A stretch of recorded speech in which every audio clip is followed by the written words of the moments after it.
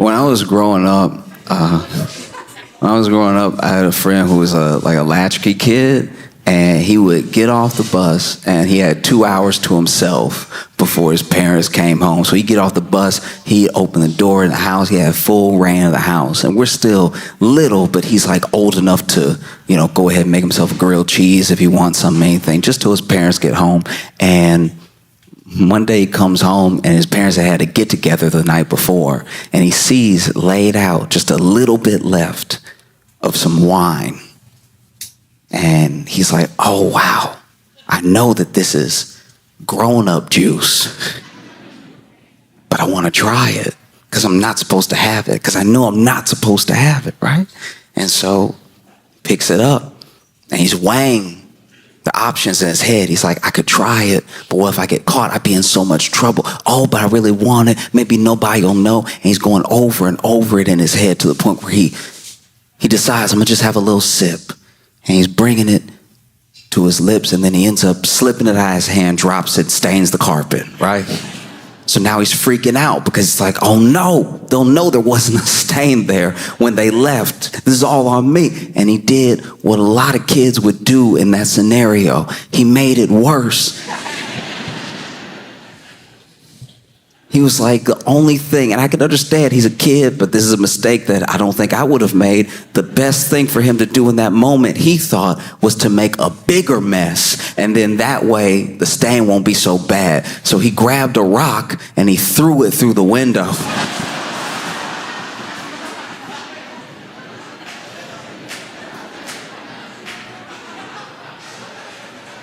Which was a huge mistake because he went outside to get the rock and then threw it from inside outside. He realized what he had done as soon as he did it, so then he had to go back outside, grab the rock, carefully pick up all the glass, bring it back inside, lay out the glass next to the rock, next to the stain. And then his parents get home, and when they come home, immediately they're like, oh my gosh, what happened? What happened? And he's had an hour 20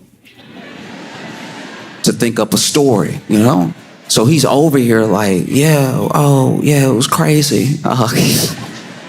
They're like, what happened? You got the rock going through the windows, all this glass on the floor and the stain. He's like, well, the stain's probably not as big of a deal as the broken window when you really think about it, right? And they're like, what happened? And he says, well, the rock came through the window and it must have hit the glass that had the wine in it, the wine that really shouldn't have been left out. That's an adult beverage. I'm a minor. And then it must have hit the perfect angle to hit that glass and this glass and then knock over and then make a stain on our beautiful 3-bedroom carpet. Yeah. And his parents were like, but did you see it happen? Like, how did this happen? Did somebody throw this? And he's like, uh-oh, because he didn't think that far. And so he was like, yeah, the man threw it. And they were like, what man? And now he's in deep because he's like, yeah, what man? What am I doing? And so he's like, yeah, there was a man that, threw the rock through the window and everything. And you saw him? Yeah, I saw him. He threw it and he ran and everything. And he thought maybe that would be the end of it. But from his parents' perspective, there was someone who threw a rock into the window, maybe to get inside while their son was home. So they had more and more questions, and he didn't know what to do. He was freaking out, Next thing he knows, the police have been called, and the police come over, and they're like, what did the man look like? And they over here taking notes and stuff, and he's like, he doesn't know what to say next because he didn't think this far. And that's how I feel like Trump must feel about Epstein, because it goes so deep. It's like he didn't think this far in the lies.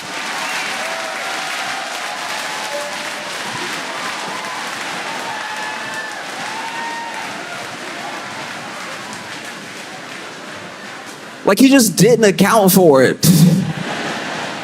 He thought he could make it quiet, It's not going to be pitched as a direct and absolutely direct order from Trump, what the DOJ did. But the DOJ came out after interviews and interviews saying, oh, there's so much information, we're just trying to figure out how to put it out there in a way that's clear. Oh, there's so many files, there's a list of names, there's logs, there's a client list. After saying all this stuff in the media, the DOJ comes out and says, actually, the investigation is closed. We're not going to be prosecuting anybody else, and I think we got to the bottom of it. Thank you for your attention to this matter.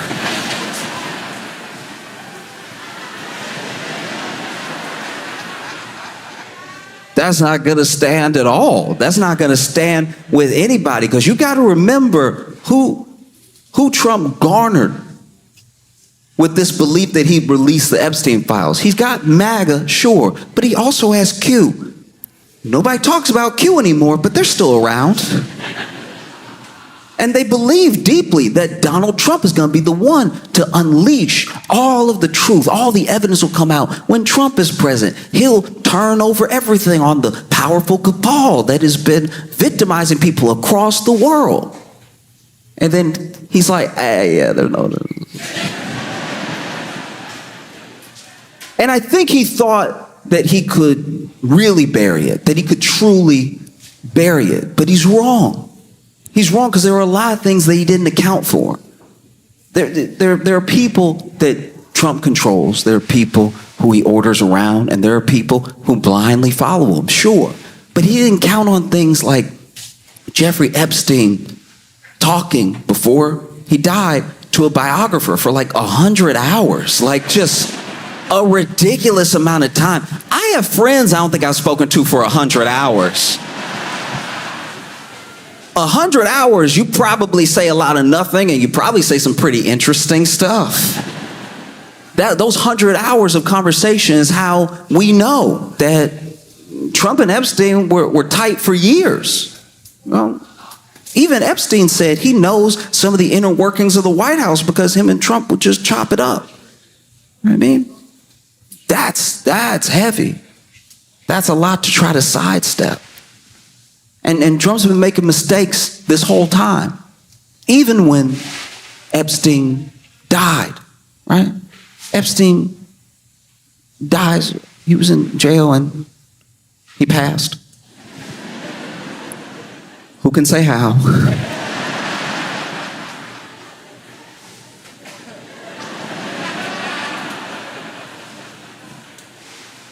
And, Ghislaine Maxwell gets, charged, has a whole trial, gets convicted, sentenced to 20 years in prison. And apparently what we're hearing now is that at the time, Trump floated pardoning her. And the people that heard that almost couldn't believe it. Why would he pardon her?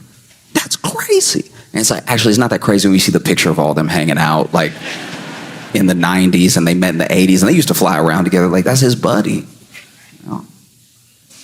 And he even said himself, these are his words out of his mouth, when asked about Ghislaine Maxwell during the trial, he said, oh, I wish her well. Somebody that's on trial for trafficking. Somebody with ties to you. I wish her well. And then people were like, why would you wish her well? And then they brought it up again, and Trump was like, I wish lots of people well. And we were like, no, you don't.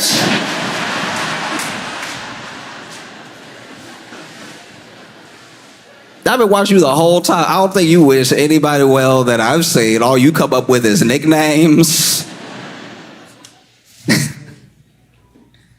Man floated pardoning her. That's crazy. And then the DOJ comes out, hey, yeah, this is done. Nothing else to see here. And people were having a hard time wrapping their heads around that. People who usually stump for Trump hard. No matter what he says, they manage to twist it in a way that maybe could make sense to you, and they'll say that that's what he means. One of the reasons that Trump can do everything that he does and it comes off a different way to everybody is because so many people think that they're the Trump whisperer. Trump will say something out of nowhere, and then there'll be people like, well, what he actually meant was something more reasonable that I'm going to say right now. And I'll be like, that's interesting, because he didn't say any of those words in that order when he was speaking. And I think he had a teleprompter, so I don't see how that's possible. And so everybody thinks that they can be the Trump whisperer, and it's just not working this time. You see people trying to come up with why Trump, why the FBI, why the Attorney General would all of a sudden, what feels like out of nowhere, try to shut this whole thing down, right? Alex Jones, of all people, saw what the DOJ did, and he made a video crying. I think it's very important. When, when a man shows emotion, not to just ridicule him for it because it's easy. But Alex Jones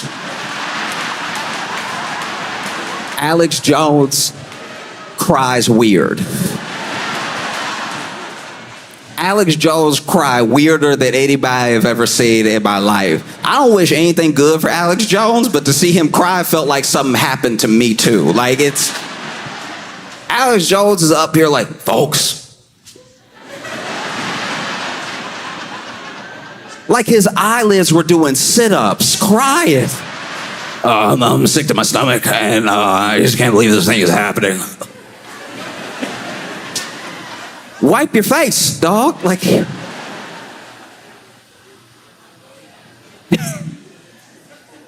And even Alex Jones trying to come up with something. He's like maybe the deep state got to him, and the deep state is in his body, and that's why he's doing this stuff right now. And then he'll be back to normal after he has one of my protein shakes. You can go to my website and buy frog protein for $19.99.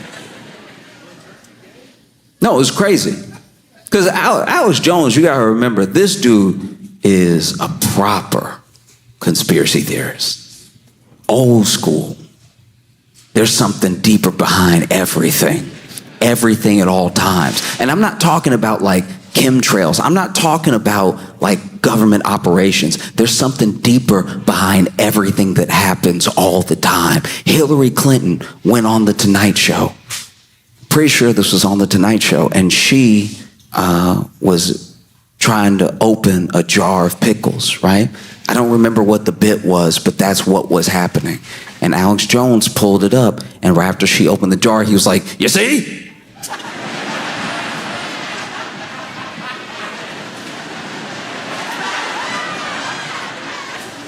Do you see what happened right there? Hillary Clinton didn't open that jar. Now, in the video, she has opened the jar. Hillary Clinton didn't open that jar. That jar was pre-opened. All right? You can tell because there was no pop. There's supposed to be a pop. There was no, I brought the same jar. I'm going to open for it right now. And this man spends a while trying to open the jar. He spends an uncomfortable amount of time trying to open the jar. I think at one point he even had a rag too. You know, those kitchen tricks you use? He over here, sometimes you tap the top of it, you and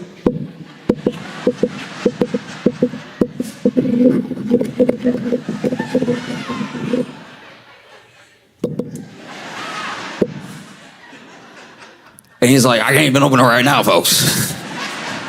That's how you know this thing right here, she didn't open that jar. So imagine Alex Jones on Epstein. No. I just think about the way that MAGA has been reacting, because it is a full-on revolt. Truly, it's a thing that they cannot fathom is happening.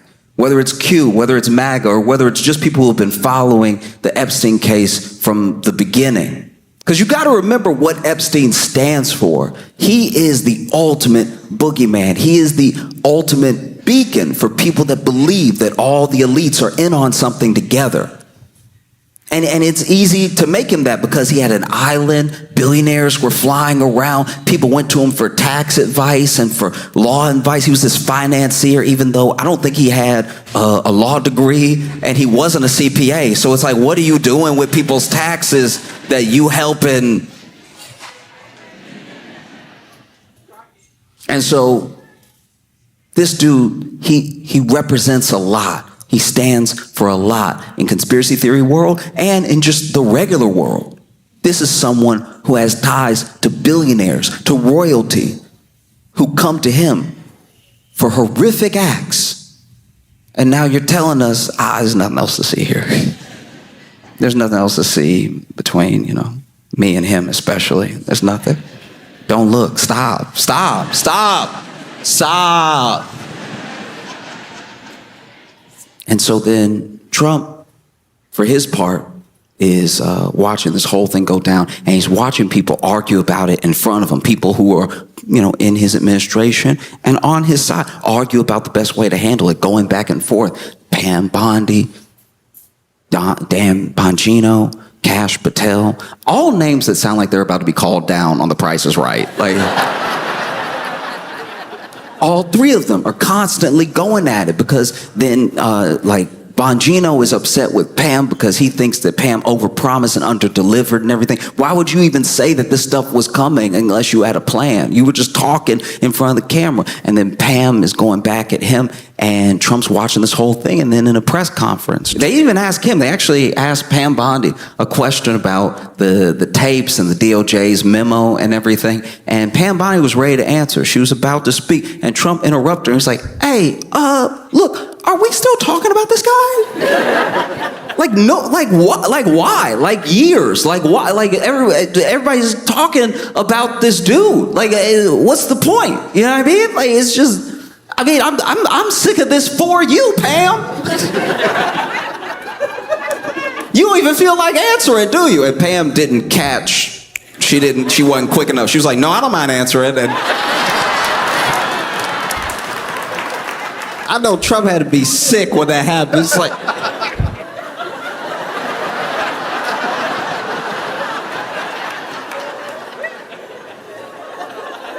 no, go ahead and answer then. And, Pam Bondi talked about how they had released a lot of stuff, because there's a difference between releasing evidence around a case or releasing vital information or declassifying things and then releasing stuff, right? So they released a bunch of stuff to look like they were releasing something. They released the videotape of the night that Epstein got up out of here. And the problem with the tape is that it's always been talked about as if there was a tape of his cell that would prove definitively that nothing untoward happened, right? But the tape isn't of Jeffrey Epstein's cell with him sitting there and everything. It's of a hallway. And you're giving a tape to conspiracy theorists. They're gonna do some extra looking. There's 10 hours of tape. But there is 61 seconds missing. I don't know how long it takes to kill somebody. But if there's 61 seconds missing, I'm assuming that it takes 50 seconds and gives you 11 seconds to get down the hall. And I'm not even saying that's what happened, by the way. I'm just saying 61 seconds, that's weird. And they asked Pam Bondi about it. And Pam Bondi is like, look, it's a very old system from the 90s where the tape resets at midnight. So it takes a second to reset, and that's why 61 seconds are missing. And I had a lot of questions. I had a ton of questions. One, my first question didn't even concern Epstein. My first question was, why are you telling everybody that? Because that is very valuable information if you're a prisoner in that.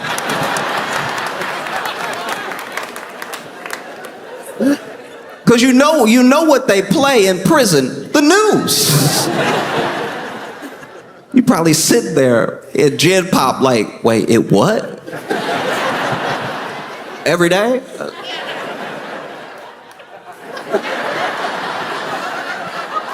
I gotta go take care of something. So she says, look, this is the way that system works. So we're actually going to be supplying more video footage to show that there's a minute missing every night. And I was like, why would you say that? The people in prison can hear you. But also, that's a pretty bad system. You're supposed to be watching somebody and it takes a minute to blink. That's pretty wild. That it's just gonna be missing every day, and you're telling us that like it's not an issue at all. Felt crazy to me. And then they release the video, and then people go digging, they go looking. And one of the things they find is that the video has been doctored. Somebody at some point read the video through Adobe Premiere and did something. And I'm not saying, look.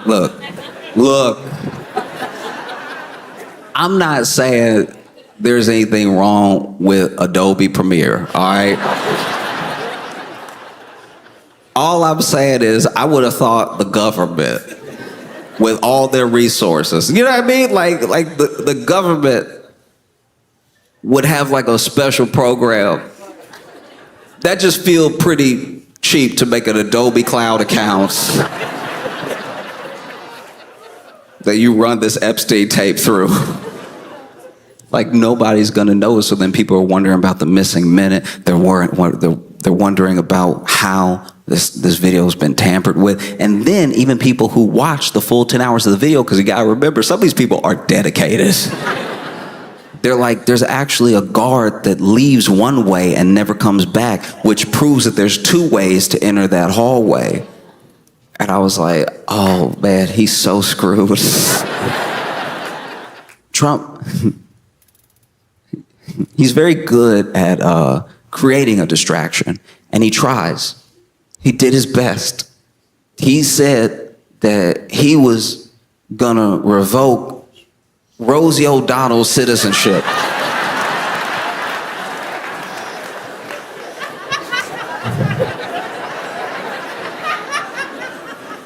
On any other day in American history, that would be a headline. Any other day, that'd be wild. And look, Rosie O'Donnell and Donald Trump have what I think is now like a 20-year feud going on, which is absolutely insane. The President of the United States has the ultimate and deepest beef. His arch nemesis is the actress from Harriet the Spy. That is mind-boggling. The leader of the free world is ready to have it out at any given moment with the voice actress from the main gorilla in the Disney movie Tarzan.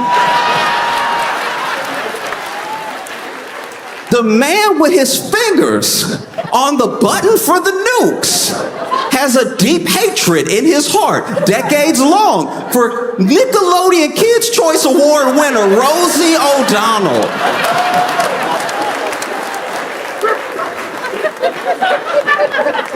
This is an unacceptable timeline. That is crazy. I don't even know what Rosie O'Donnell did that day. Like, I don't know what even brought it up. But he says, I'm thinking about revoking Rosie O'Donnell's citizenship. If Ireland wants to keep her, they could have her. And any other day, this would be the story. He knows that. Who knows? Look, I'm of two minds about this thing because it is clearly a distraction, so I don't want to spend too much time on it. But I'm of two minds about this thing because, one, obviously, there's a world where he's just like saying stuff to say stuff to like swiftly like move the news cycle in another direction, and he may not do anything. But the fact, as a sitting president, that he would even muster up the corner of his thumbs to put that into a phone to go out to the world is so deeply insane. Because this thing that he's doing now is not just a step too far, it's the entire field too far. Rosie O'Donnell is an American citizen, a citizen. And so if he can do that, then truly, 100% without a doubt now, nobody is safe. What started this whole like immigration, fear-mongering, you got to remember, because you have to understand, as a platform, people have been running on it as long as there have been, green cards and immigration programs. Oh, is it a little too much? Oh, we don't like what it's doing to the landscape of our neighborhood and everything. And people have won votes on it.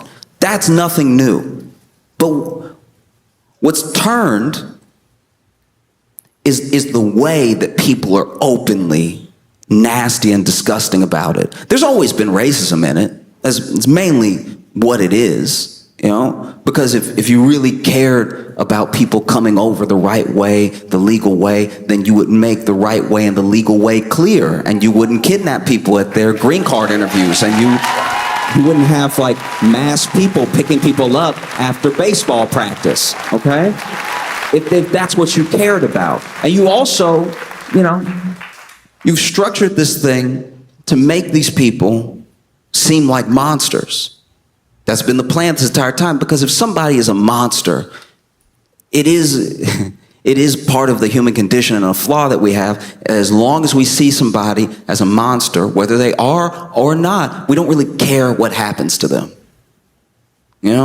It's why they can make conditions in prison so bad, because the assumption is, well, everybody that's there deserves to be there, so screw them, right? If they don't have clean water, or if they can't shower, or if their food's contaminated, good, because they did something bad to earn that place, right? And it helps you strip the basic humanity of looking at another person, whether they've made a mistake or not, or looking at another person, whether from a different country or not. And if you get really good at stripping that humanity away, you can do whatever you want, and then you start to be able to do whatever you want to anybody that you want. And that's what's been creeping up this entire time. What started as like, guys, they're eating the dogs.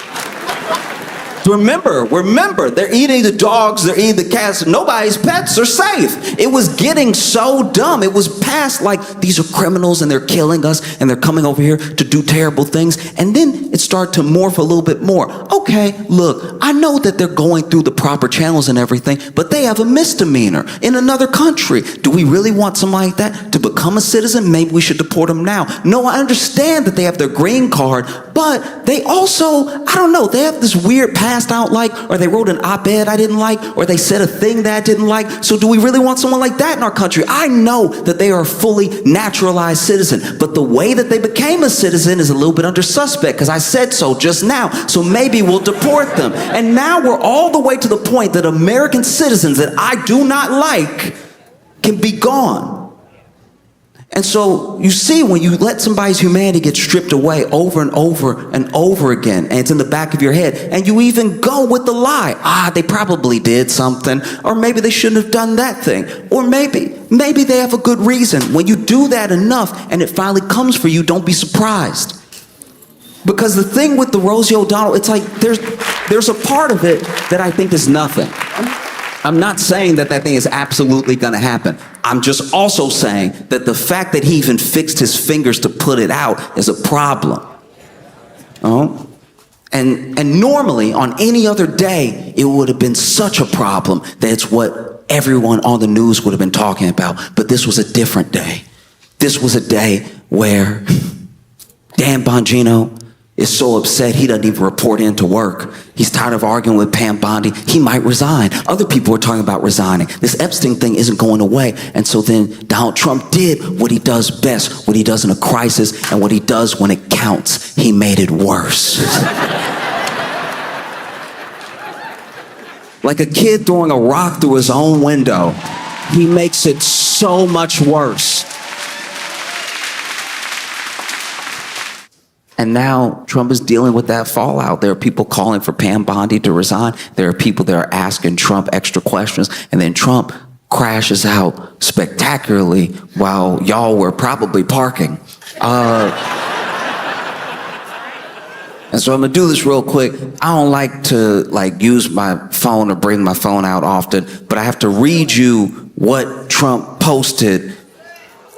And admittedly, look, I'm gonna read every word that he posted, all right? But I will be doing it the way that I read it in my head. This is insane.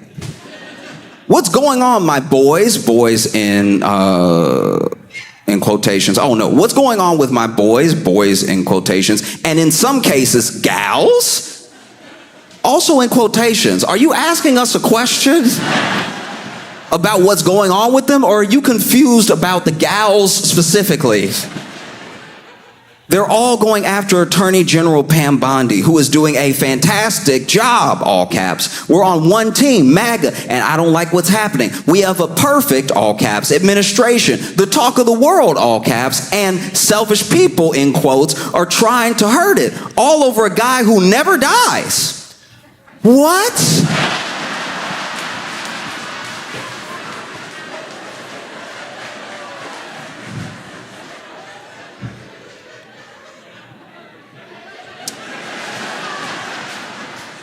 I'm not saying that Trump killed Epstein. I'm not saying that at all. I'm like specifically not saying that. I need you to understand that I am explicitly not saying that Trump killed Epstein. I'm just saying that if I was like driving in my car and I hit somebody and I somehow got away with it, but I saw them every time I closed my eyes, I'd be like, this guy never dies.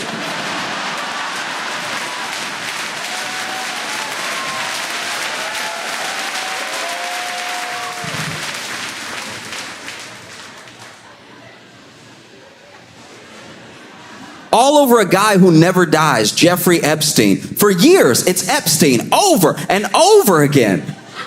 This is a man who hasn't slept. For years, it's Epstein over and over again. Why are we giving publicity to files written by Obama?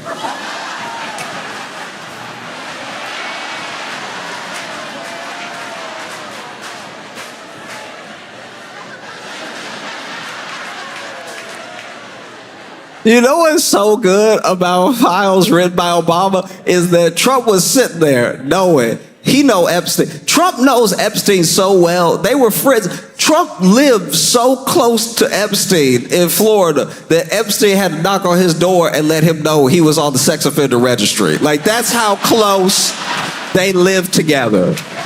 He knocked on the door, was like, hi, the court has ordered me to notify you that I'm in the area. I have been convicted of a few crimes, and I left my suit jacket over here last night, so that's crazy. By Obama, and it's a list. It's why are we giving publicity to files? You know what it also is? This man was sitting here knowing that he knows Epstein. He's sitting here knowing that this looks very bad. And he did the DOJ thing, even though it's not directly tied to him, even though the president isn't allowed to interfere. He clearly did the DOJ thing where he told them to shut it down. And now people are rebelling against him. And he's sitting there like, how can I make it DEI?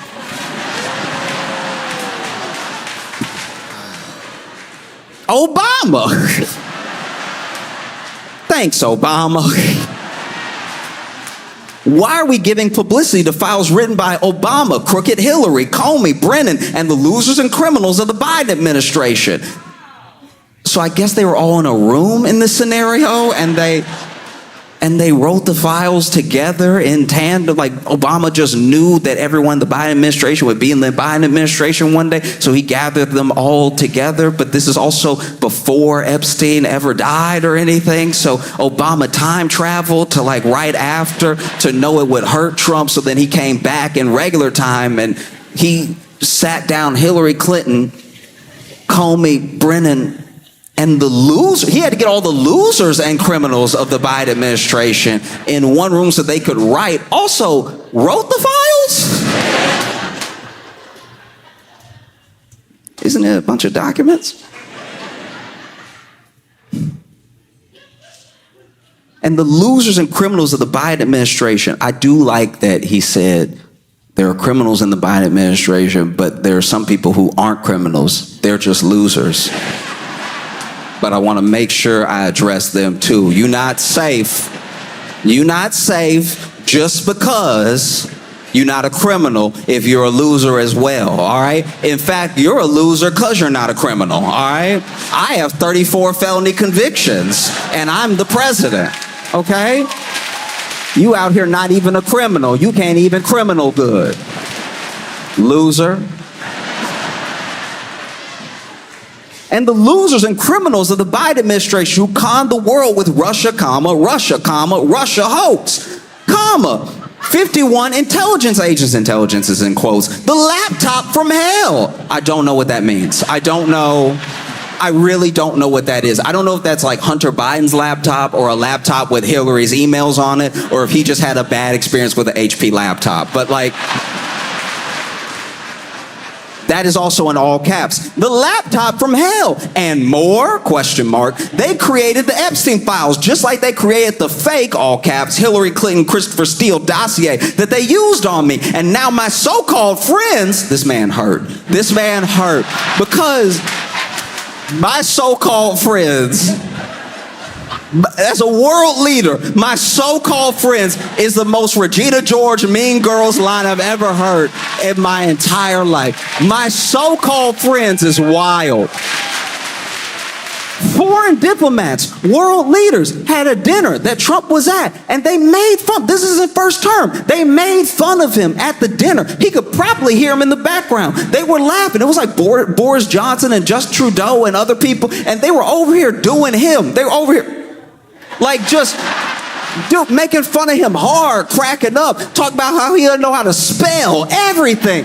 They were getting him good. They were roasting him. And then this man comes back to the U.S. and I'm pretty sure it was Fox News that played the tape that somebody got of them making fun of him, not with a bunch of audio, and his head was down a little bit. You could tell his feelings were hurt, for real. And he was looking down and everything. And he just said, yeah, I didn't know that, like, they were, like fake like that or anything. Even in that moment, he didn't say my so-called friends. My so-called friends is insane. And now my so-called friends are playing right into their hands. Why didn't these radical left lunatics release the Epstein files? If there was anything in there that could have hurt the MAGA movement, why didn't they use it? And this is good. This is clever. He's doing what he does. This is the Republican talking point that's going to go around. Look for it over and over and over again. Well, why didn't Biden release the Epstein files? If there was anything in there that could hurt Trump, that could derail MAGA, why didn't he release it? All right, that's the most I know you are, but what am I logic I've ever heard in my life? Because you're the president now, so you could release them. I know that Biden didn't release them, but you could release them. You could. You could release them if you wanted. You could, like I dare you. I was just saying, like I dare you. I bet you won't. I bet you're too scared. I bet you won't. But you could. I know Biden did, but you're the president now, and I thought you were a better president, so you could do anything that Biden didn't do. You said that. You were like, there's a bunch of things Biden can't do that I can do, that only I can do, and one of those things is release the Epstein files. Like, do it. I bet you won't do it, though, because you're scared.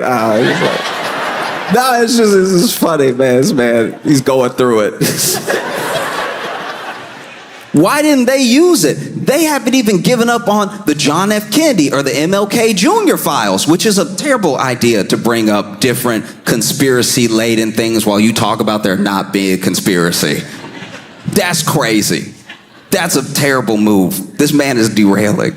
No matter how much success we have had securing the border, deporting criminals, fixing the economy, energy dominance, a safer world where Iran will not have nuclear weapons, it's never enough for some people. This man is spiraling. It's never enough for some people is not what a president says.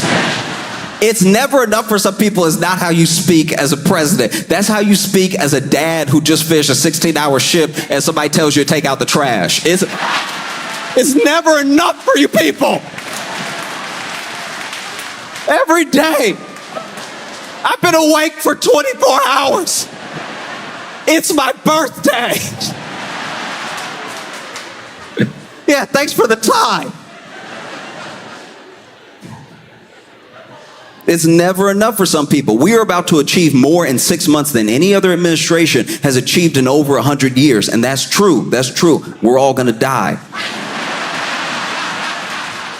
And we have so much more to do. We are saving our country and making America great again, all caps, which will continue to be our complete priority, all caps. The left is imploding. Kash Patel and the FBI must be focused on investigating voter fraud, political corruption, Act Blue, the rigged and stolen election of 2020, and arresting thugs and criminals instead of spending month after month looking at nothing but the same old radical left-inspired documents on Jeffrey Epstein. Let Pam Bondi do her job, all caps. She's great, all caps. The 2020 election was rigged and stolen, and they tried to do the same thing in 2024. That's what she's looking into as AG, and much more. 1 year ago, our country was dead, all caps. Now it's the hottest, all caps, country anywhere in the world. Let's keep it that way and not waste time and energy on Jeffrey Epstein, somebody that nobody cares about.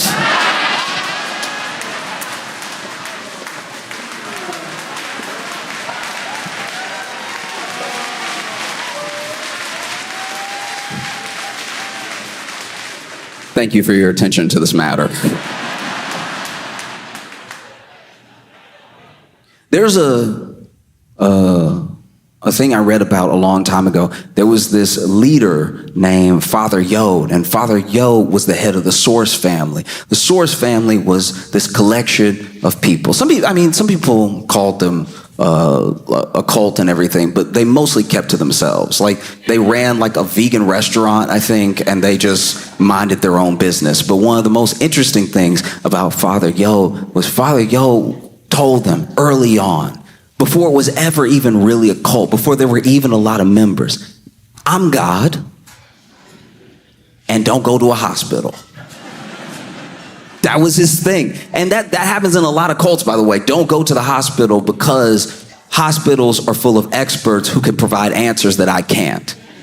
So if I can cut you off from other experts, if I can cut you off from people reasoning in a way that is just direct with logic, I've already started to bring you into the fold in a way that you'll never leave. And so Father Yod would tell them, don't go to a hospital, right? And so they didn't. Members of the Source family would not go to a hospital.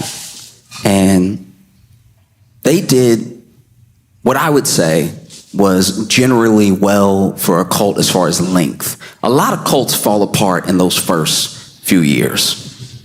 You know what I mean? First year, everything sort of starts out good. Everybody's just having a good time, making friends, living in a commune and everything.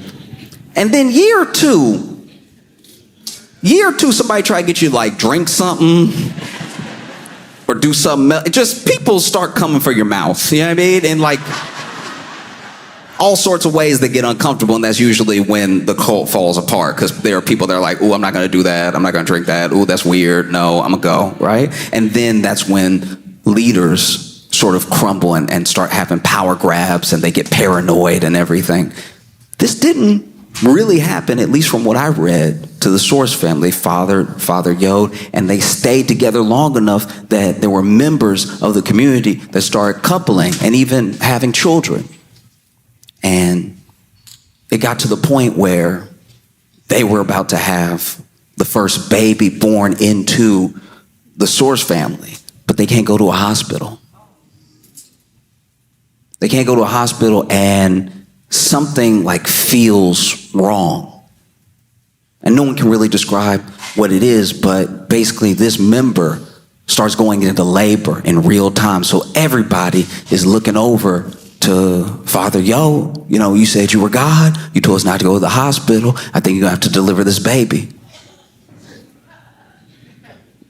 And so this man does it. He delivered the baby, but when the baby came out, it wasn't making any noise.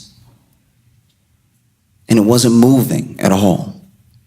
And people started crying. Everyone was devastated. There was so much joy around having a new person in the family.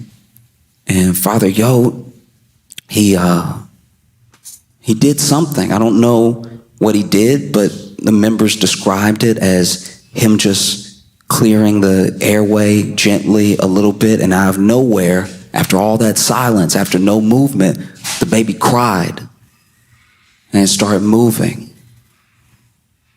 And if he thought he had followers then, if he thought that they were believers then, we don't need a hospital. And it got to the point where one day Father Yo was like, you know what? I'm done with this whole like earthly thing. I'm tired of healing y'all and everything. Everybody coming up to me all the time. I got a cold. Because that's what he would do. People would like have a cold and then he'd be like, blah, blah, blah, blah, and then they would still have a cold and they just get over it in 2 weeks because it was a cold, right? But then when they finally got over the cold, he'd walk by and be like, did it? And it's like, all right, well.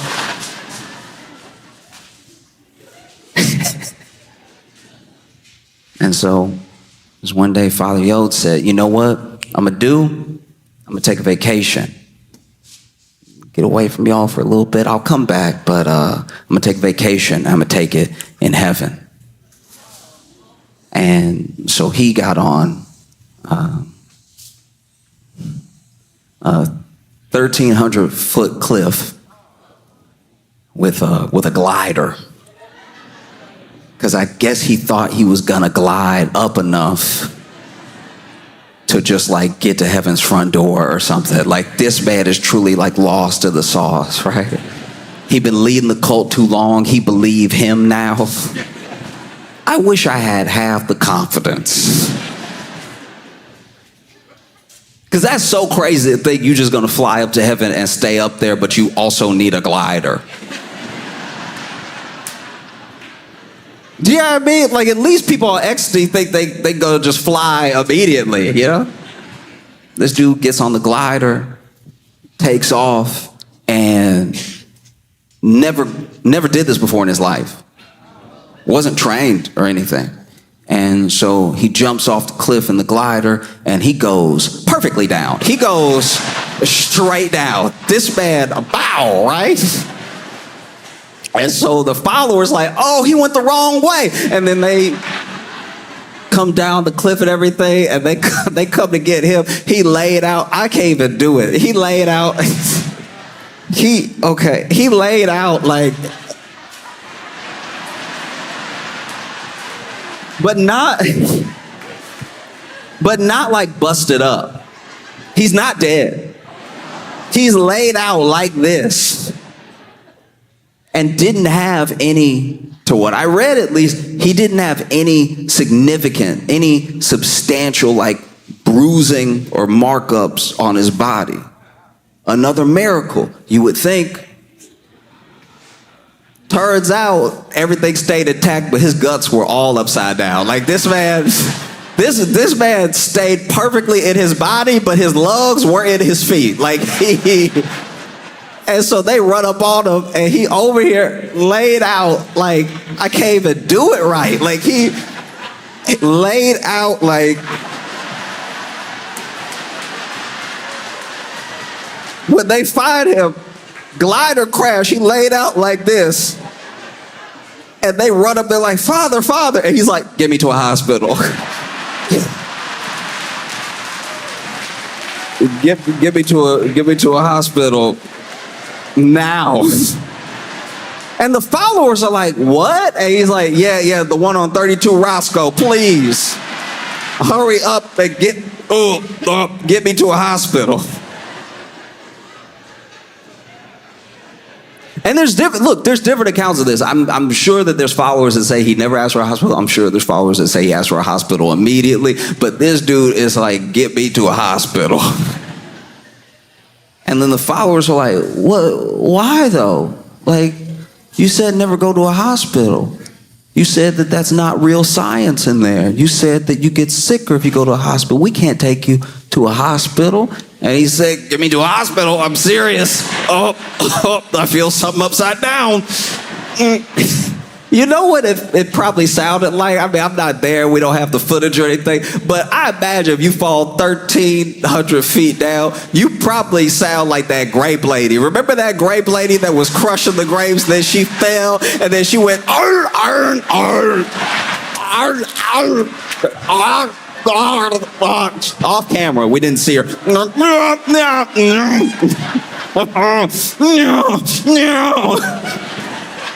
Because I'm sure when he said, get me to a hospital, they really didn't understand what he was saying at first, because he was like, get me to a, I think my spine behind my balls. Get me to a hospital.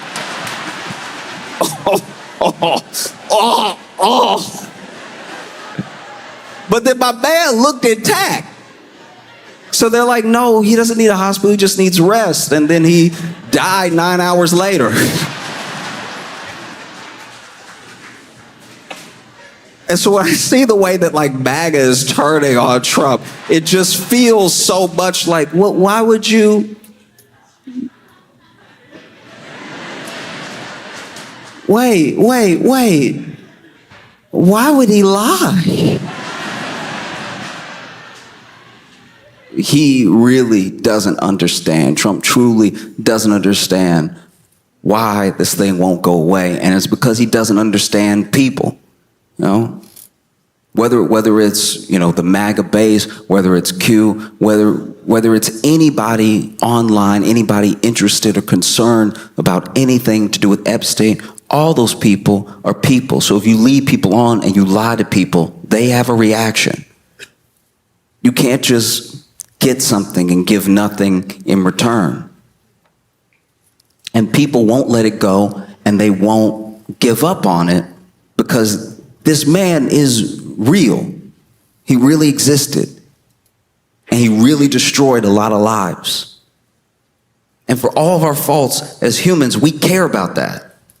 And so no, we're not just gonna let it go. It's not like some passing fad of a thing. I think it is to him, because he just uses what he needs while he needs it to get what he wants. And once he has it, he throws it or the person who gave it to him away. And it's something that some people are finding out right now, that he'll betray you on a dime. Nothing matters to him.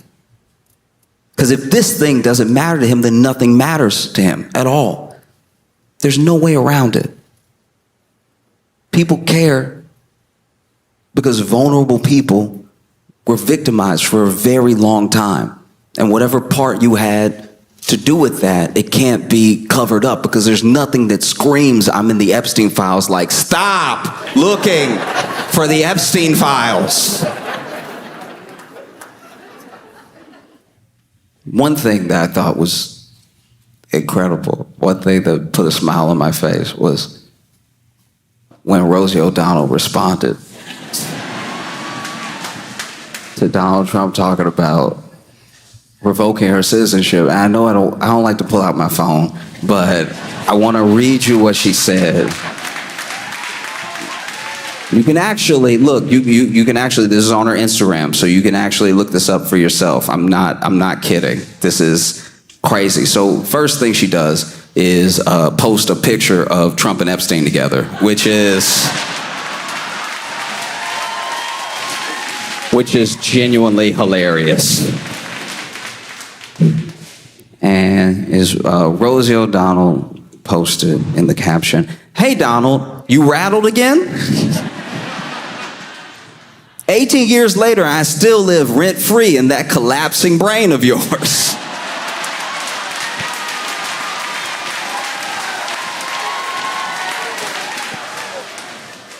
I'm gonna be honest with you right now. I watch the news all the time. I watch people try to defend Trump. I watch people attack Trump, and I'm chronically online. So I watch people insult Trump all day long, and I have never come across collapsing brain. Collapsing brain would actually explain everything. It would explain the made-up words. It would explain the spelling. You call me a threat to humanity, but I'm everything you fear. A loud woman, a queer woman, a mother who tells the truth, an American who got out of the country before you set it ablaze. You built walls, I built a life for my autistic kid in a country where decency still exists. You crave loyalty, I teach my children to question power. You sell fear on golf courses, I make art about surviving trauma. You lie, you steal, you degrade. I nurture, I create, I persist. You are everything that is wrong with America, and I am everything you hate about what's still right with it. You want to revoke my citizenship, go ahead and try King Joffrey with a tangerine spray tan.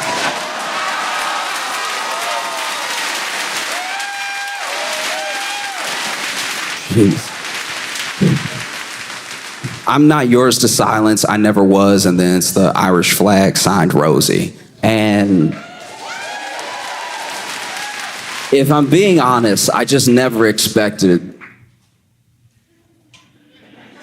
Like, I never expected the president of the United States to be so effectively eviscerated by one of the supporting actresses from A League of Their Own. Like, it just feels wild that this is life. Philly, y'all been phenomenal. Thank you so much. I appreciate y'all. I hope you had a fantastic time. I had so much fun with you. Thank you for an incredible weekend at the Fillmore. Thank you for 8 sold-out shows. I appreciate you so much. There's a portrait of Josh where it looks like he's about to do slam poetry. I have a fidget ring. I can spin it. The JJ patches.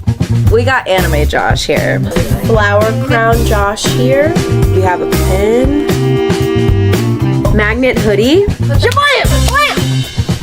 Ow. We love the Flowers tour. Please make it loud for Josh Johnson!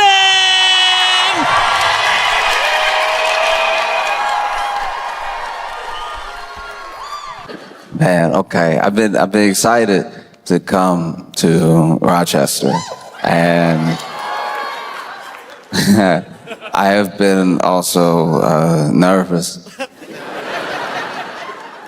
I mean, I cannot tell if y'all have a mountain lion or not. Like,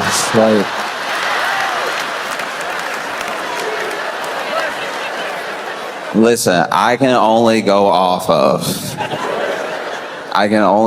of what I've been watching. And what I've been watching, I'll just walk you through it.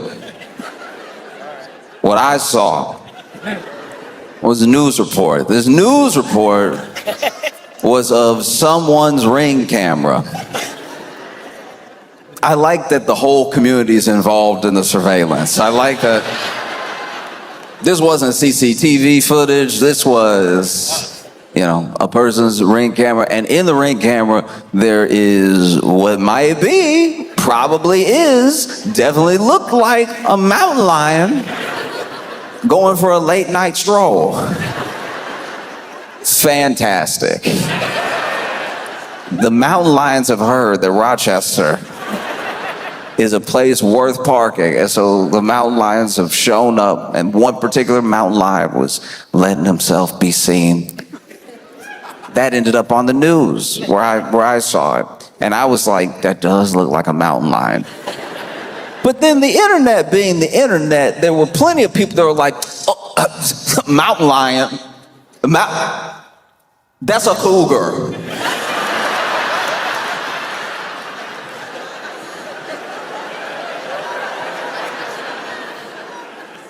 Nothing makes me want to get into it with people than well, actually, that's so beside the point. A very big cat is walking around Rochester. Cougar, mountain lion, help me with the major difference. And then people started to. Initially, when the report came out, there was a shelter-in-place order, right? And I heard about the shelter-in-place order, and I was like, order? Who was fighting to get outside, knowing there was a mountain lion out there? Who was like, y'all know I always wanted to pet one. This is so unfair. Every time something fun happened, I gotta stay inside. Shelter-in-place order is crazy. I saw people commenting online off the video, and I saw some people that were like, "Aww."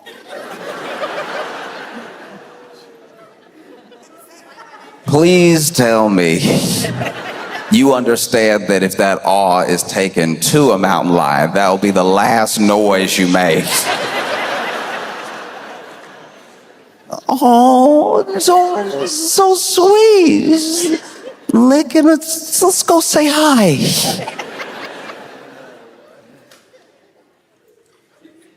Oh. Oh. Wow, okay. And then from there, you know, people contacted the zoo, and to y'all's credit, y'all's zoo was like, hey, nah. Everybody here's supposed to be here. Okay? We not just loose with the gates like some other zoos have been. We got all our cougars, we got all our mountain lions, every cat is here. And like the fact that this thing was just strolling as well. It's not like running around. Everyone that says they've seen it, it's like quickly become this like urban legend / mascot of Rochester. Because then the people that have seen it, and look, I'm not saying that if you've seen it, you were supposed to tackle it and take a selfie with it. I believe the people that say they saw it. I believe one person in particular that says that he saw it. I believe the man that your news interviewed that said that he saw it. This man should just be an anchor. The man is on the news and they turn and he went rawr.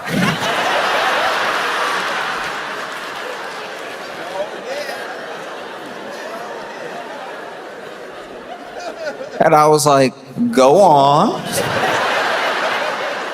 So far, this is very believable. He's like, it went raw, and I was like, ooh, I'm good. No, none of that. No. I like how that's how you get away from wild animals. It's like, because admittedly, look, I'll tell you, as a black person, that's exactly what's happening. If you see a wild animal out in the not wild, you start conversing with it like somebody you owe a lot of money. Hey, look, no, hey, listen, no, look, no, please, no, no, bruh, no, thank you, no, please. Look, nah, later maybe, but no, not today. Oh, Lord help me, oh. This man gives this interview, he says he saw a row, and then he was like, no, I'm not messing with you, no, thank you, no, I'm out of here, no, I don't mess with lions, tigers, bears, good policy. These are good things to keep in mind. I don't mess with any of them. And then my favorite thing about the interview wasn't that he was like, it could be anywhere. It could be in those bushes, as this man looked up.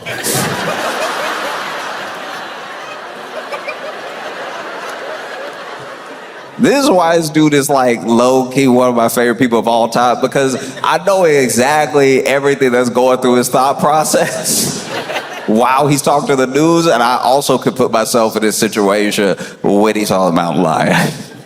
No, it could be in one of these bushes, anywhere. He stopped just short of what I probably would have said, which is like, it could be anywhere.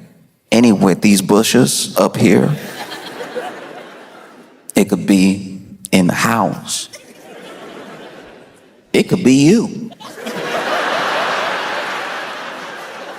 We don't know each other. Like, how we know he didn't stand up, tuck the tail, and was like, reporting live?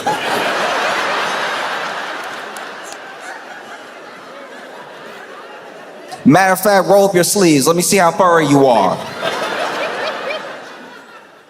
No, my favorite thing about this interview was that this man gave the interview in broad daylight, explaining what he saw while holding a bat.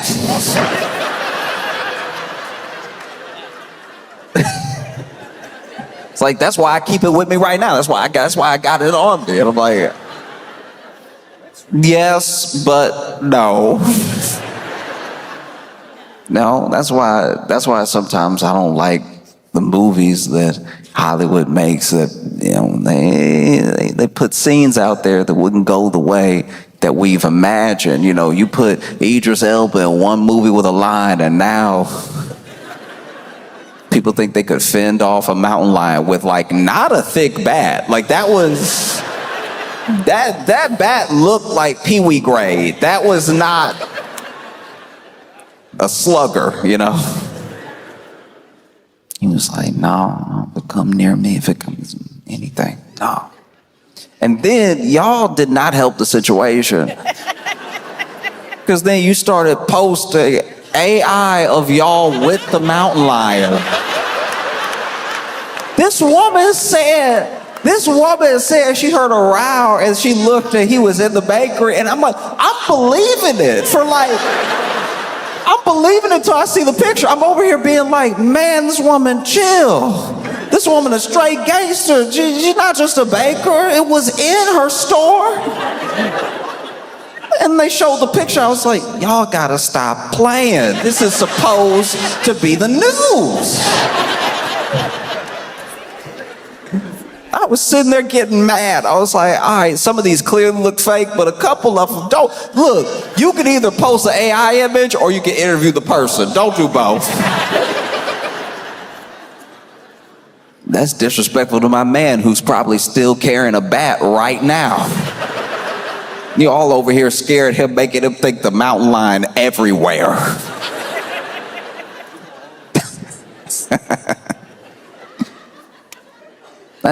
No, look, don't approach a mountain lion. If you see a mountain lion, there's a whole number you're supposed to call so some like actual professionals come deal with the mountain lion. That was another little gripe that I had that I will admit. I was like, because I was in my head, I'm like, I'm coming to Rochester. What if I see his mountain lion? I should probably memorize this number. And instead of being in any way catchy, in any way memorable, this number isn't 1-800-SIGHTING. That would be too many numbers, I understand. But like this number is just 1-375-2280. Like it was just such a regular number. I was like, no one will remember that. You couldn't even make a number. You couldn't even make it like 1-800-GET-CATS. Not even try. Now I'm over here, I see the mountain lion, I don't have a bat on me, anything. I'm doing the regular thing, the thing that we know to do. No, I'm not messing with you. I'm not playing with you. Get away from me. Oh no, oh geez, right? And now I'm trying to call the number and I'm like, 1.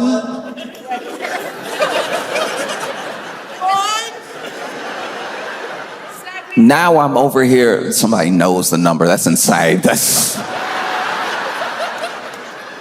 That's too earnest. Don't. That's we. Imagine though, because this is my thing. This is just my thinking. If I saw the mountain lion, right, and it was over here, not just minding its like ring camera business, not just going about his day. Maybe I saw the mountain lion. The mountain was like, "Hey, city ain't big enough for the both of us."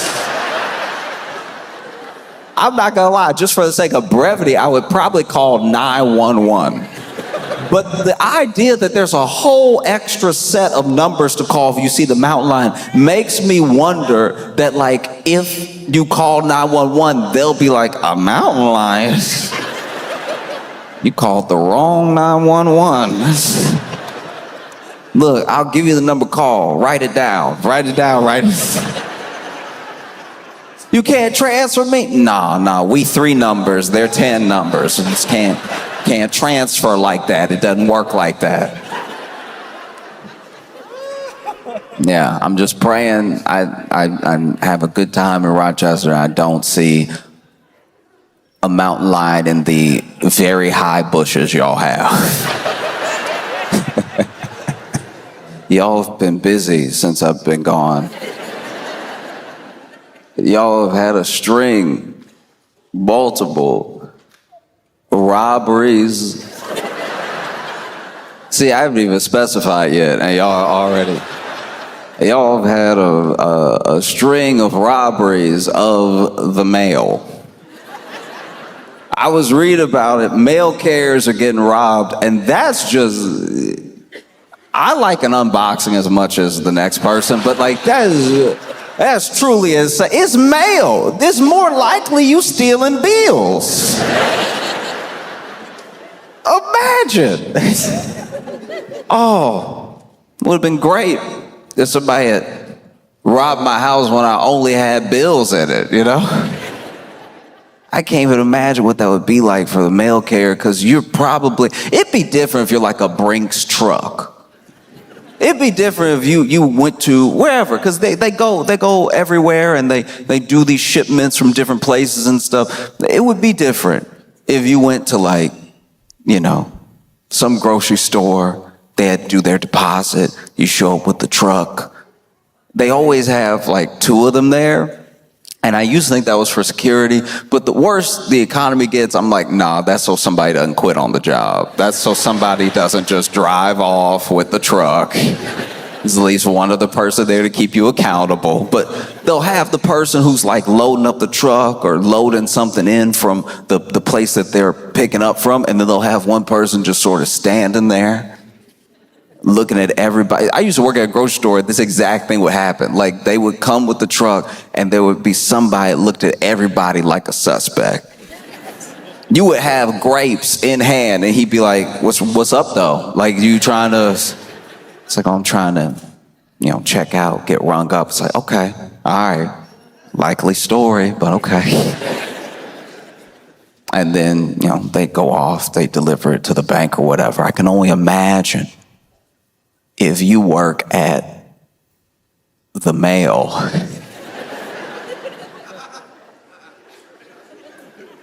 And somebody roll up on you. Maybe they have a gun, maybe they don't. And they're like, hey, come up out of everything. I don't even think you'd be trying to be brave. I think out of genuine confusion, you'd be like, the mail? Yeah, everything you got. It's like, I can tell you right now, because of the route that I'm on, none of these about to be checks. Do you know what I mean? Because it's not even like they're robbing the mail carrier of like the best neighborhood. You're just robbing the mail in hopes. It would be different if this was like the 1800s. It would, because back in the day when they robbed trains, those trains did bring like mail with them. And a lot of that mail was like, you know, from bank to bank, or somebody sending something to someone that was precious. You know, you had these great train robberies and everything. Now, you'd be sorely disappointed if you were to hop on an Amtrak. You're like, okay, everybody, this is a robbery. It's like, all right, first of all, let me tell you right now, every single car in that Amtrak, bathroom destroyed. So already, you get on the Amtrak, you'll be like, all right, everybody, this is a...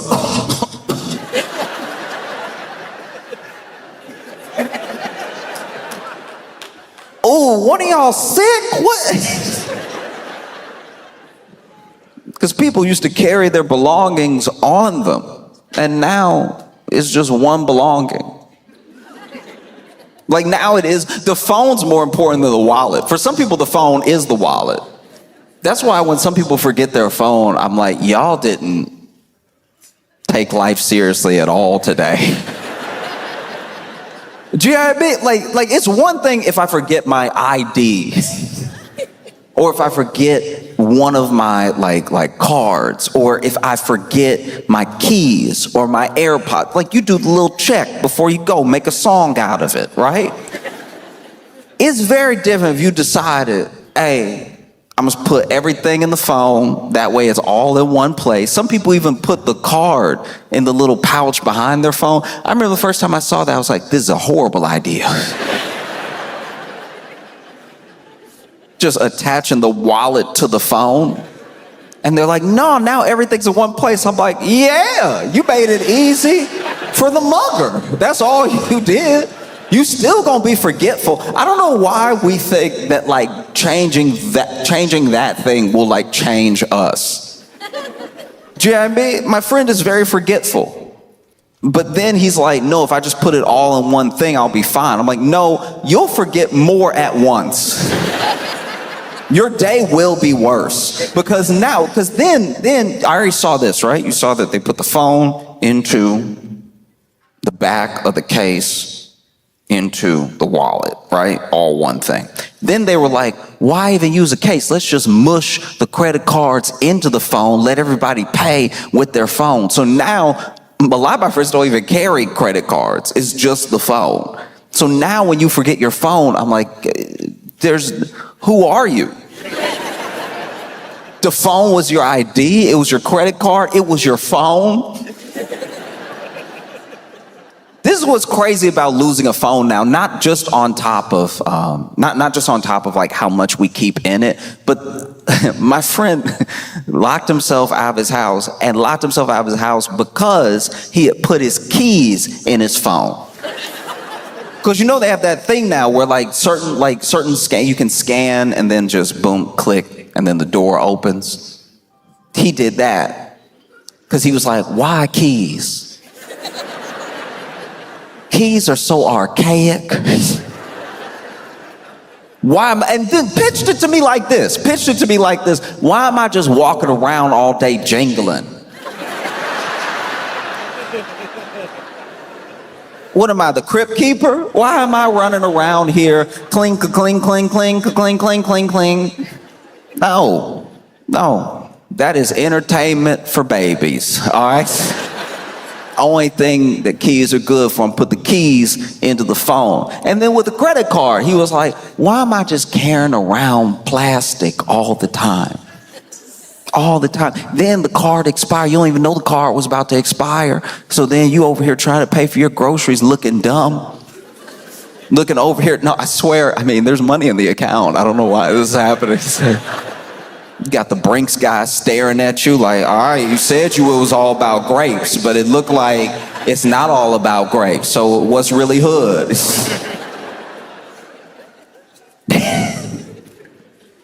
Now I put the card in my phone. I put the keys in my phone. I got everything all the time. And I'm like, all right, but what happens when you don't have the phone?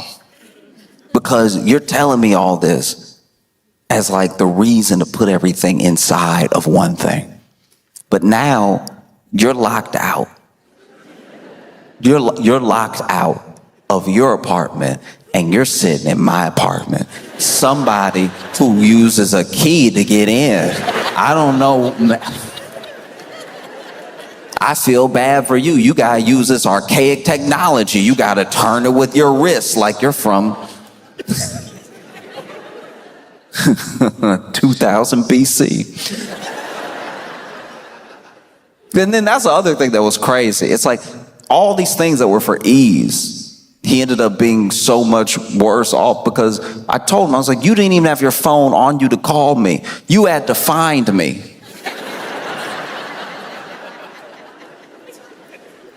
Do you realize how much crazier that is? If you had kept it all separate, if you had diversified your belongings, and then realized, ooh, I forgot my phone. Let me use my key to walk back into my apartment and maybe send an email to a friend or let someone know I'm gonna be late, right? Or if I had, forgot my key, I now have a card and a phone to either call someone else who has the key or just go to, where we keep our spare key. You can go where you keep your spare key. Because you keep a spare key, right? You keep one physical copy, right? You keep one physical key and then you keep your phone key because one of those keys isn't dumb. And he was like, why would I have a backup regular key? Just so somebody can find that key, break into my place, and steal all my belongings. I'm like, it sounds like you have one belonging. It sounds like... I'm waiting for when they do that. I'm waiting for when Apple is like, no, put the couch in the phone. just trying to get you to sit on your phone to be comfortable. And then when your phone cracks, it's like, oops, maybe that was a bad idea, but you will need a new phone. You know, we're doing all this stuff and it's just doing too much. Doing too much and doing too much. And then you get to the place where you don't even know why you're doing what you're doing. You get to the place where you're robbing the mail.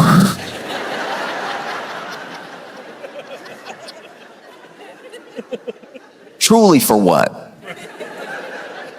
At best, it might be like a blender. If you are robbing the mail and it is not an Amazon package, you're already losing. Because when I tell you right now, this mail that you're stealing, this like paper that you're stealing, is paper that the people it's going to don't want. Forget bills. This is like begging people to open up a new credit card. It's begging people to subscribe to a magazine they subscribed to one time. It's just asking for money. And then you do that, and then you open all that mail in your place, which is also against the law. You doubling up on felonies. What's the plan here? Because now you've opened the check. Let's say you got a check. Let's say somebody still works in 1990. And let's say that you got the check. What is the plan now? To go to the bank and be like, hey, I'm 8 people.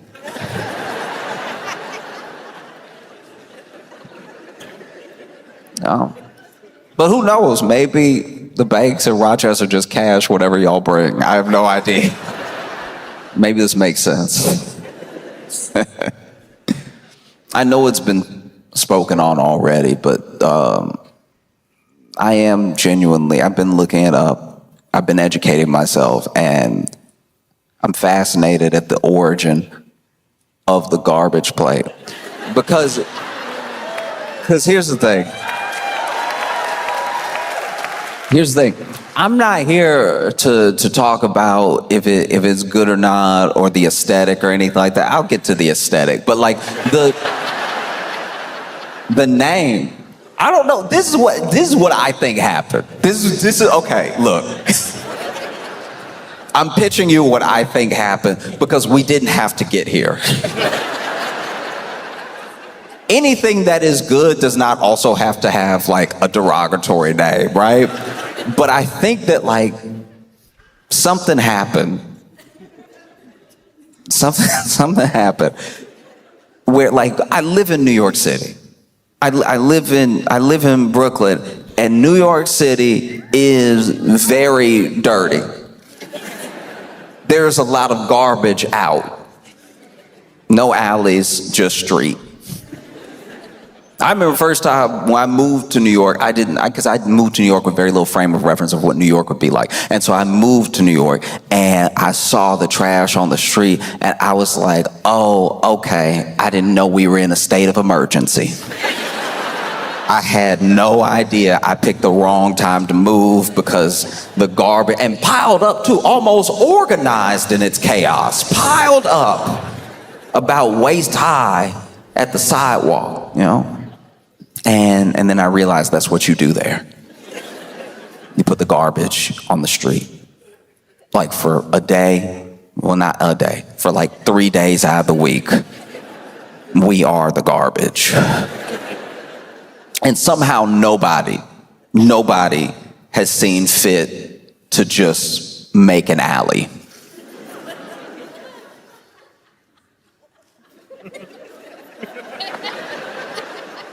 Isn't this one of the oldest cities in America? At any point in time, somebody could have been like, look, we're gonna have to like eminent domain this one brownstone so that everybody doesn't have to live like the apocalypse happened 5 months ago.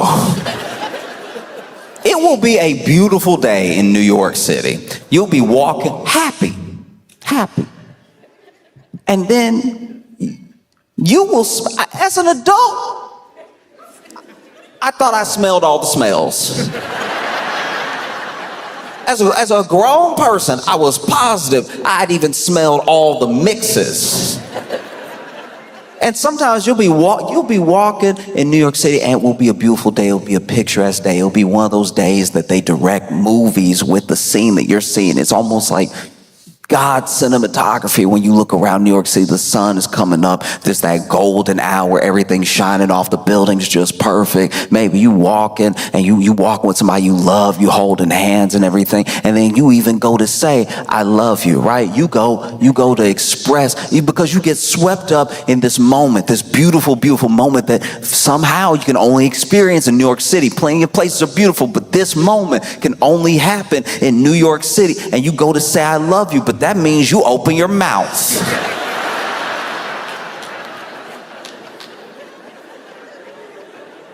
And so now this person whose eyes you were looking deep into, you go,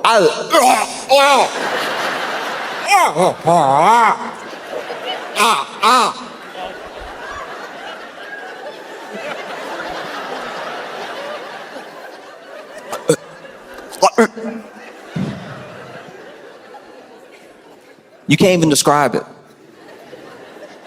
You can't even describe. The only thing that even comes close to it is if you like ran onto like an Amtrak train with the bathroom door open. You've never felt or smelled anything like that. You felt like you were walking through a cloud when it happened. And now you're doubled over. That moment has happened in New York City for as long as New York City has been around, since its founding. Since they were like, no, just mush them together. Nah, everybody want to live here, mush them together. No, and on top too, let's build up. No, it means more trash, but it means more people to, pay more taxes for us to still not have figured this out. Look, it's a phenomenal idea. There's no way, no, you can't cut through these buildings. You can't tear something down. No, that'd be crazy. This thing is worth $2 million.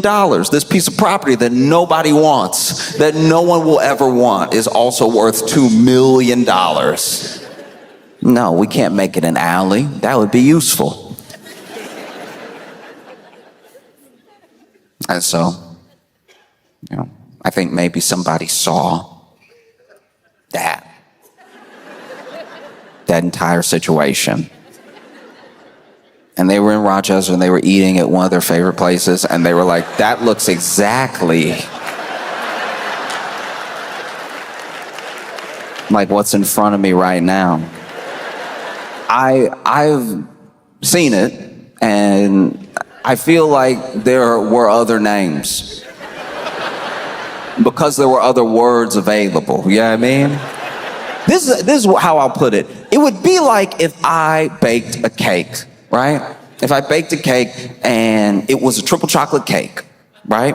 So, and not just triple chocolate in the way that's like chocolate layer, chocolate layer, chocolate layer. Let's say I really took my time. I really did something like decadent. I really made like one layer almost like chocolate chip cookie. It's a little bit more brownie than it is like cake. And then the layer above that, I went a little bit like dark chocolate with it, right? And it had a little bit of filling in the sides of it that was also like something you don't usually get in a chocolate cake. And then the top of the chocolate cake, very light. Very like not the like fondant type stuff, like very light icing and a very like moist top, melts in your mouth, right? And then you had this chocolate cake, and it was actually, let's just say for the sake of argument, the best chocolate cake you've ever had in your life. Incredible. You were moved by how good this chocolate cake is, because you never had chocolate cake like it. This might make you act different, move different throughout your life. You never had chocolate cake like this before. Never has somebody put chocolate cake on a dish and then you put fork to cake and then fork to mouth and cake to mouth and then felt this good about your life and yourself, right? It's never happened before. And so then you ask because now there's a different person. You're a different person when you had the cake, before you had the cake, and after you had had the cake, right? You're about to move through the world with more love, knowing that there's cakes like this to be had. You're about to spread the good word of this cake because more people should have this cake. More people should feel this happiness, right? And you take a break from chewing, from everything, to ask me, what kind of cake is this? And instead of saying triple chocolate cake, instead of listing the ingredients, you ask me what type of cake it is, and I say, Dookie.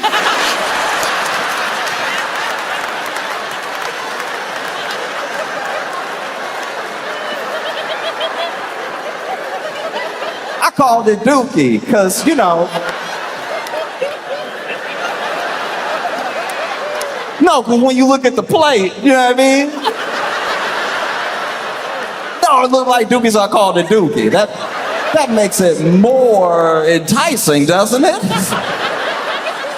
Have another slice of Dookie. That's when I garbage plates.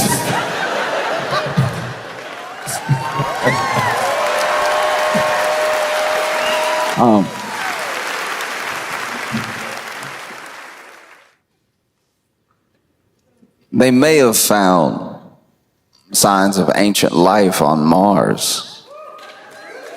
And I don't know how that helps us.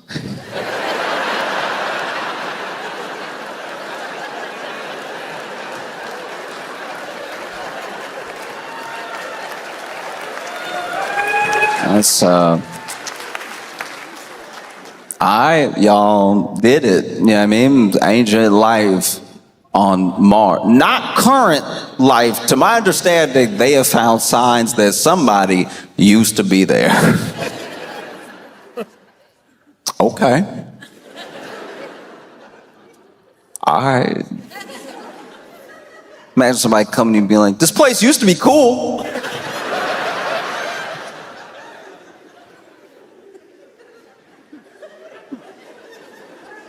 Because I've thought about that. I've thought about how, what if, let's just say, for the sake of argument, what if there was like ancient life on Mars? And like ancient beings, we're not talking about like little microbes or anything like that, like intelligent beings. Like obviously we would call them aliens and everything because they're over there, we're over here. But like they lived on Mars. And then even though they're intelligent beings, they didn't always act in a way that was intelligent.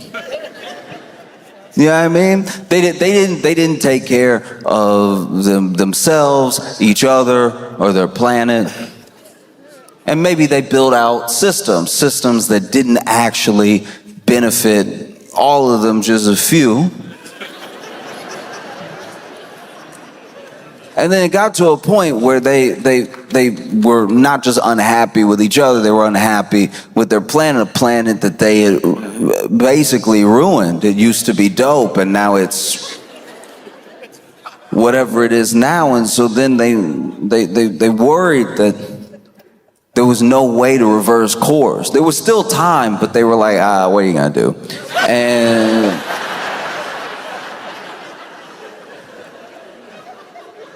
And so then over time, remember, this is ancient.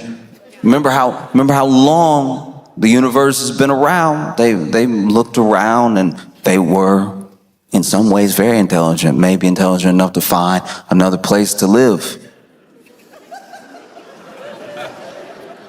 And maybe they find a place, and maybe it's called Earth.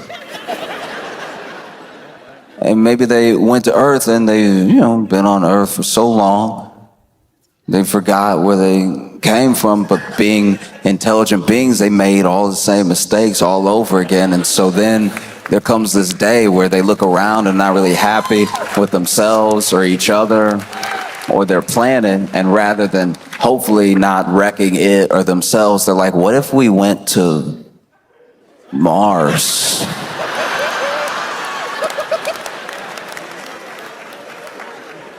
I don't know, maybe there's something there.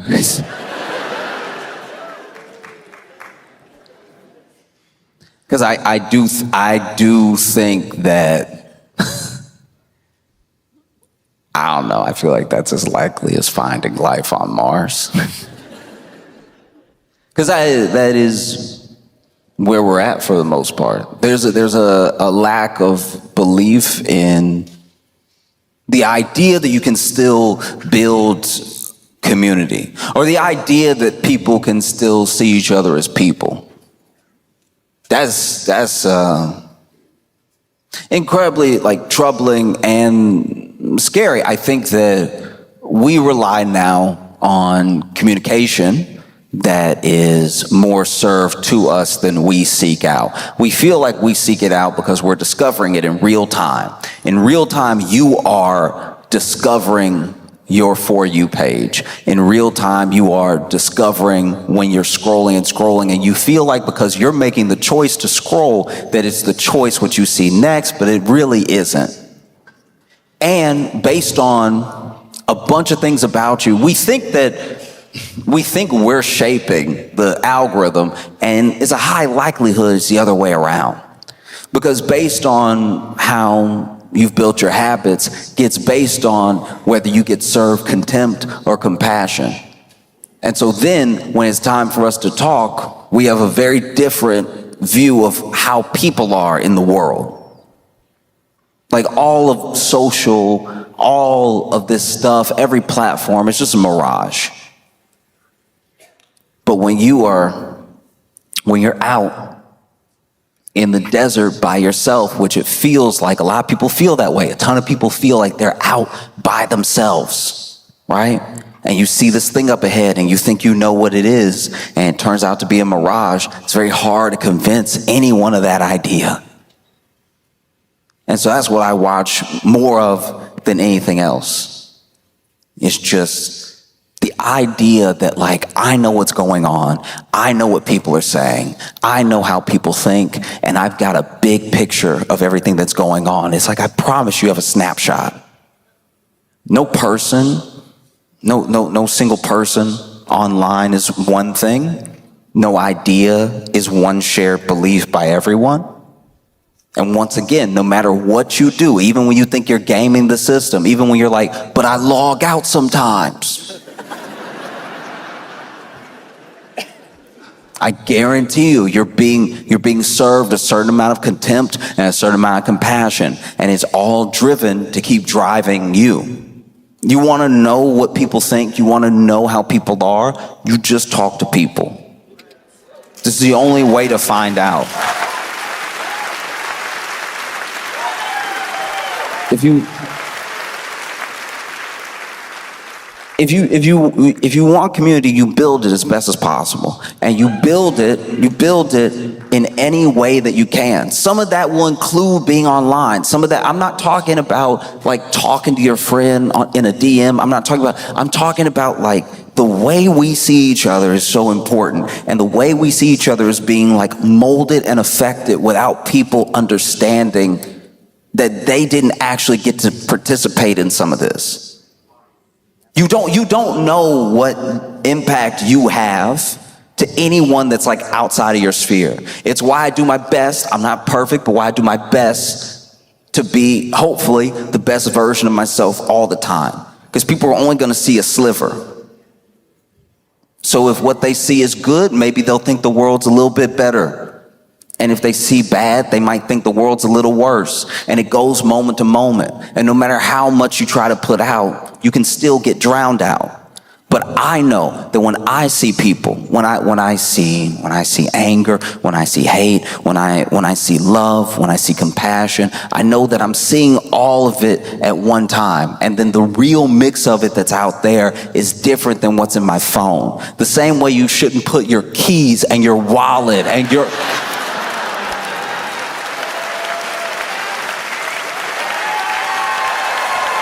Do you know what I mean?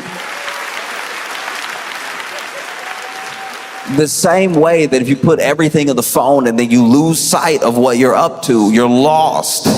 It's the same way that you cannot just trust that what you're seeing and what people are saying, and these people as well, these people, whoever these people are. Because that's the other thing about opinions online. It's the other thing about people online. We didn't vote for like a king or queen of online. Somehow any person saying anything is representative of everybody at any given point.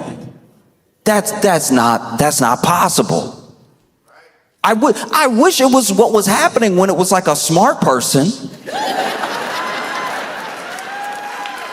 But like, who knows? Like, smart people usually don't keep you online because they're like, hey, you should live your life. It's very bad for business. When people live their lives and when they meet people and when they talk to people and they have real conversations with people, when they really sit down with people and they get to know people, that's scary. It's scary for everybody who benefits from what you're like when you're just on your phone. You need to be very, very careful of how we look at other people, how we judge other people, because I'm telling you right now, this thing will run away from you. You will leave the house thinking the entire world is the devil without ever having checked with any other person. Do you know what I mean? I've gone outside and I've talked to people, and there are people, I'll tell you right now, there are people that scare me. There are people that scare me. There are people that walk around on trash day in New York and yawn. That's insane. It does. I don't know if it gets crazier. That's terrifying. And I'm talking like hot summer trash day. Not today, Satan. No, I see that, and I'm not gonna lie, I cross the street. I treat them like they got a pit bull. I treat them like, you know? Well, yeah. Like I don't know. And sometimes you want to throw your hands up and just say, none of it's worth it or anything. And I don't know. I just don't believe that. There are some things that happening and your response, what you put out into the world, it is coming back. It may not feel that way. And maybe you're a kid and you're impulsive and somebody makes you angry online, so you get real nasty with everybody all day, and you don't even think about like the ripple effect that thing has. But like, people take online, obviously is not real, but people take real things off of it, you know.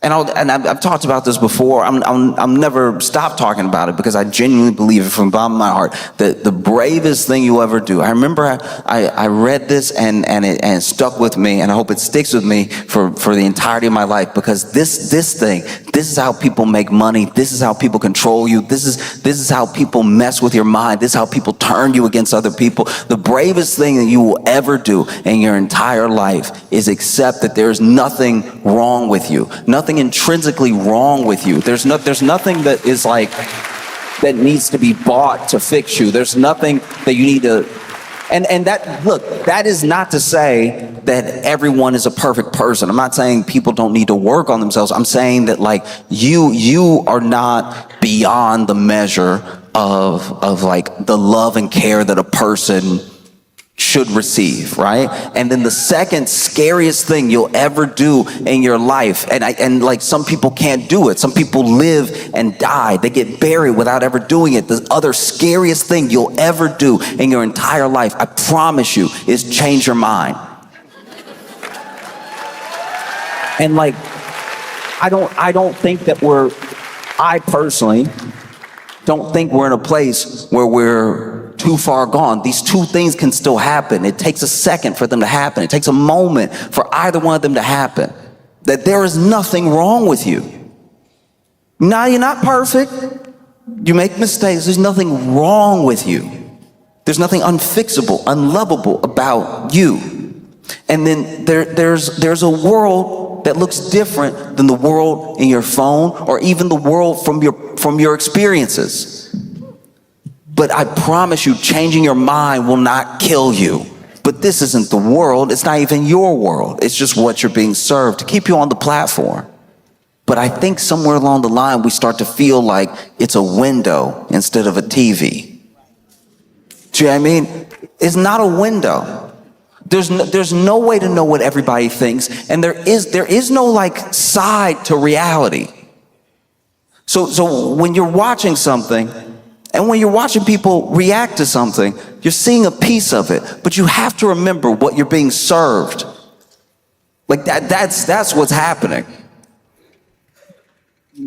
Different amounts, compassion, contempt, depends on how you look, depends on where you go. It's worth seeing the full picture for yourself. I think to fail to do that is to start to fail to be as human as you can be. You know, this thing that we have is this incredible tool, but like tools are also weapons. A tool can protect you, and you can use it to hurt other people. Like if you thought a mountain lion was like walking around all the time and you just had a bat with you just in case, it's like not.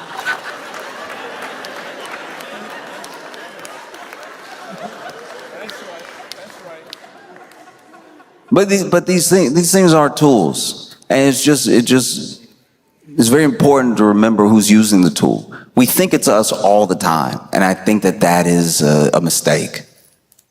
To think that we use it, that it doesn't work the other way around ever. I love you all, and I appreciate every single one of you. I don't want to